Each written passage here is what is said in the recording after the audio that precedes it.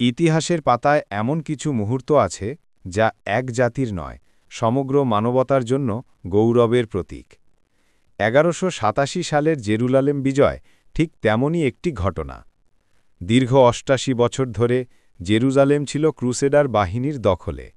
মুসলমানদের হৃদয়ের কেন্দ্র, নবী রাসূলদের শহর, বন্দী হয়েছিল অপরের হাতে। সালাহুদ্দিন আইয়ুবী উপলব্ধি করলেন, এই পবিত্র ভূমি মুক্ত করতেই হবে। তিনি ছড়িয়ে ছিটিয়ে থাকা মুসলিম শক্তিকে একত্রিত করলেন। মিশর, সিরিয়া, ইয়েমেন সব জায়গা থেকে যোদ্ধারা তার পতাকার নিচে জড়ো হল। ১১৮৮ সালের জুলাই, হাত্তিন নামক স্থানে মুখোমুখি হল সালাউদ্দিনের বাহিনী ও ক্রুসেডার সেনাদল। প্রচণ্ড তাপ, পিপাসা আর কৌশলী ঘেরাও সব মিলিয়ে ক্রুসেডার বাহিনী ভেঙে পড়ল।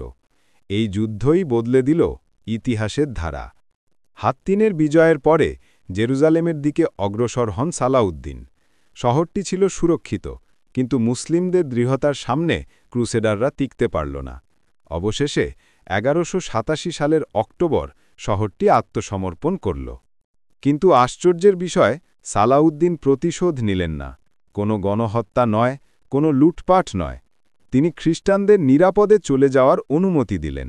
বৃদ্ধ, নারী, শিশু সবার নিরাপত্তা নিশ্চিত করলেন। ধর্মীয় স্থাপনাগুলো রক্ষা করলেন সম্মানের সাথে। এভাবেই জেরুজালেম ফিরে এলো মুসলিমদের হাতে, যুদ্ধের শক্তিতে নয়, মানবতার আলয়।